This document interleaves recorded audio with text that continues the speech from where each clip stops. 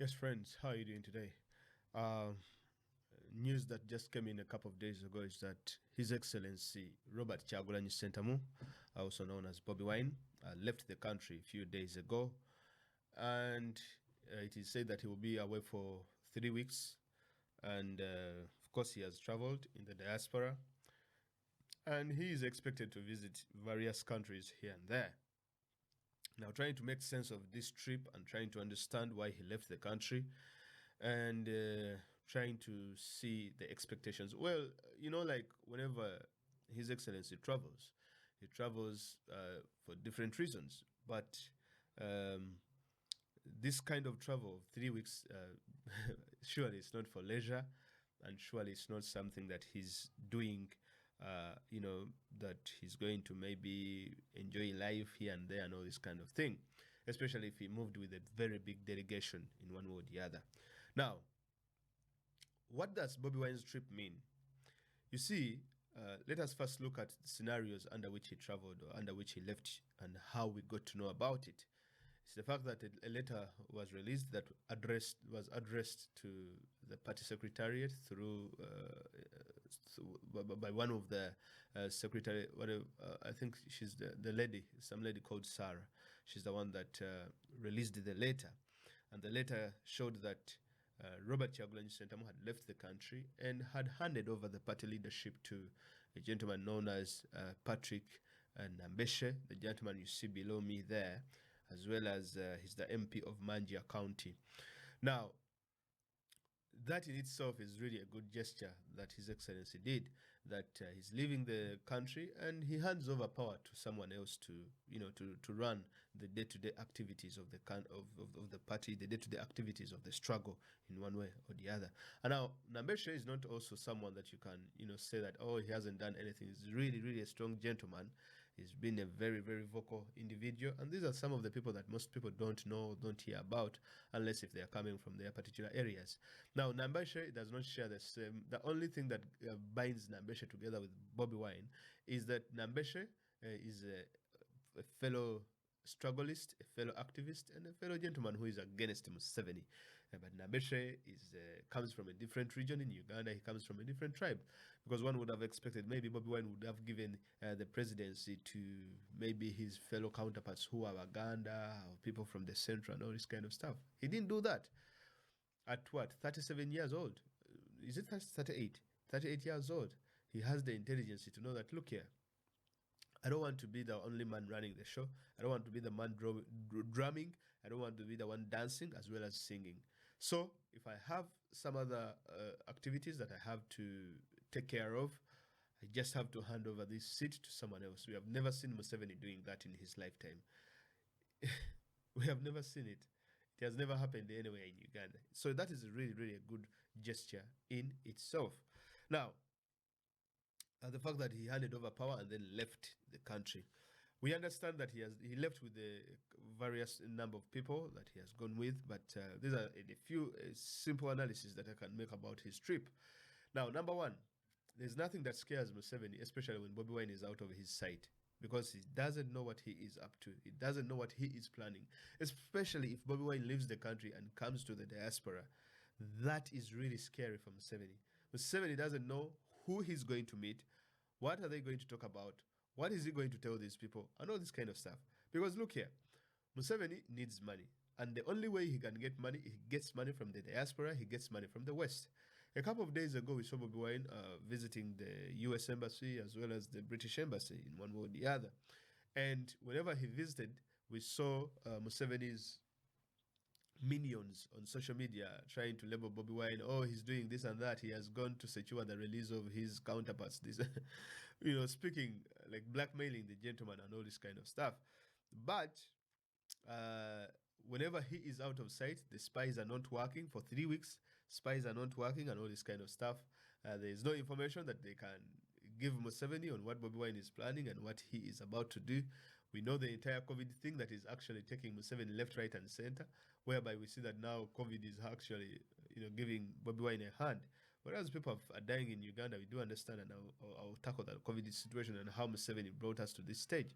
But leaving the country because for those of us who understand the we bit about lobbying and what Museveni, how much money he has been putting in terms of lobbying and in terms of improving his PR. Now, the fact that Bobi Wine has left the country and he is out here in the diaspora, going to meet different people, going to meet different legislators here and there, going to meet, above all, meeting Ugandans in the diaspora, re-energizing, re-electrifying them in order to, lift their hearts up and to show, to guide them on what they can do and galvanize the support and struggle in the diaspora is really, really, really paramount and is really, really, really important. Now, for 3 weeks, especially if someone is away and he is traveling the way Bobi Wine is traveling, trust me, it is not something that you can take lightly because a 3-week trip is absolutely planned. And the fact that he has handed over to Nabeshe, it means that these are really duties that he has to take care of. There are some things that he has to take care of in the diaspora, because Bobi Wine is the only opposition candidate we have seen in Uganda that has had support, like overwhelming support from different communities. That is in the diaspora as well as in Uganda. That is like, I mean, there's no one that it is actually unequivocal to anyone in the country. No one has ever had that kind of support and be able to galvanize it and be able to attract people from different parts of Africa and different parts of the world. We have seen him having meetings with the likes of Julius Malema. We have seen him meeting with Nelson Chamisas, people from Ghana, meeting people from Venezuela, the One Guaidos, and all these other people. Now, you might have your reservations about the people you meet, but at the moment where we are, I mean, things are not, like you see how Museveni is killing everyone who gives you a hand at this juncture. You can, you just have to help you out and then ask questions later. So, of course, the trip, to summarize, it has 3 or 4 things. Number one, it is to meet the Ugandans in the diaspora and galvanize the support that he has been having, that he has been enjoying from the diasporans or from Ugandans living in the diaspora. Number two, meeting different power blockers in the European Union, in America, and these other countries.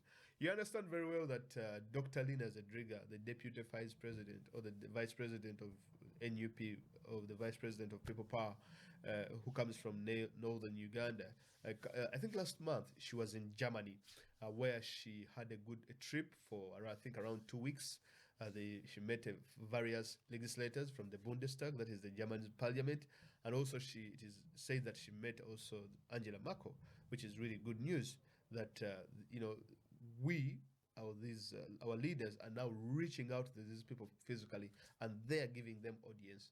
And the fact that we see different participants and seeing everyone active, we see Dr. Lina Zedriga is sent on some assignments, and then the president himself, Robert Kyagulanyi Ssentamu, he is actually taking on some of these assignments himself and meeting different people here and there, people who are willing and who who actually want to help. Now, I'm happy for such a thing because I've been fighting for, I'm this kind of person who thinks that whereas the West is not going to come and help us, but we believe that by engaging the West, we believe that they are going to reduce support that they have been giving Museveni. And when they reduce that support, it becomes much easier to trump or trounce Museveni out of power.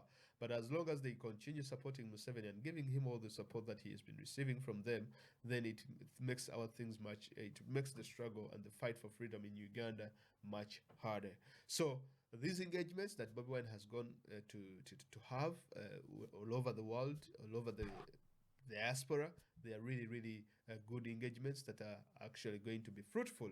Now, the other issue that you can see is that whereas he has left, the ground is still strong, and that is the other observation that we see, because most of the political parties and opposition political parties in Uganda are built around one strong person, and when that one strong person leaves the party or when he dies or anything, that party crashes.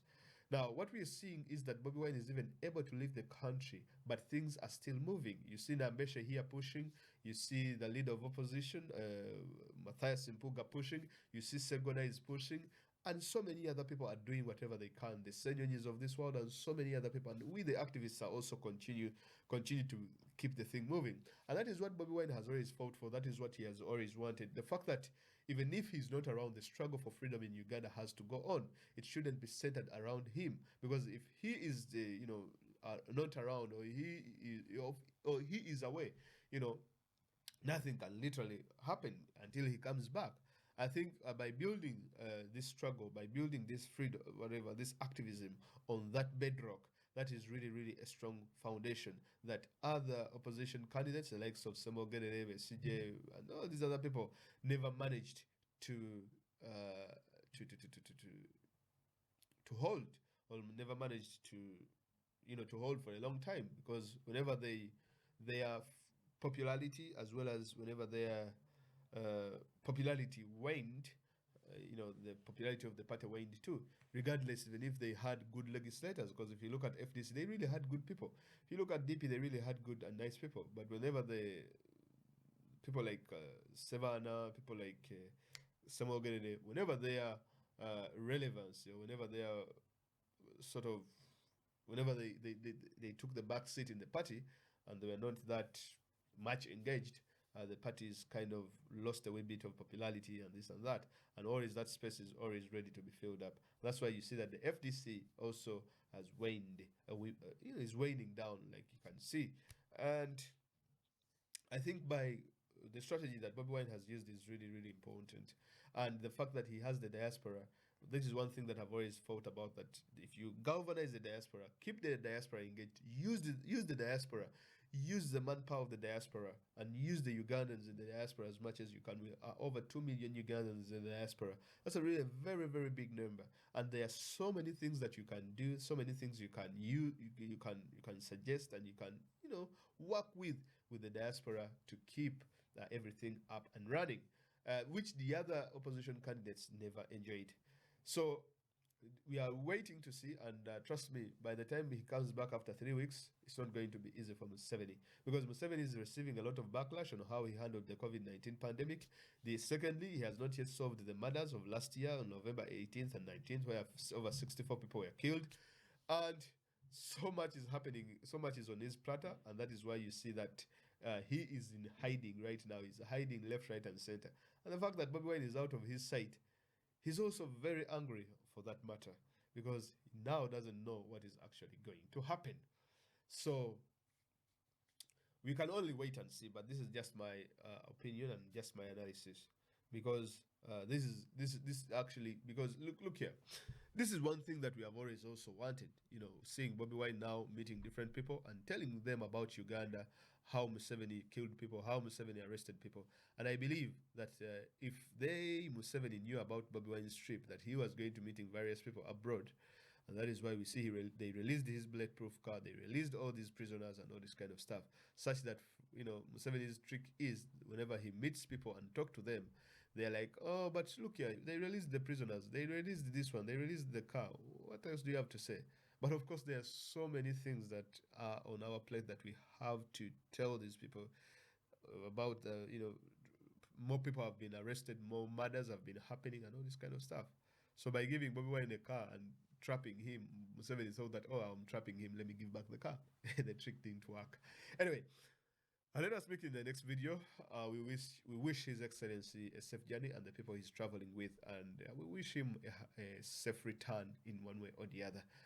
So we shall keep you posted on what is happening in the trip, if anything or any update comes up. Have a great one. Do not forget to comment and subscribe to the page.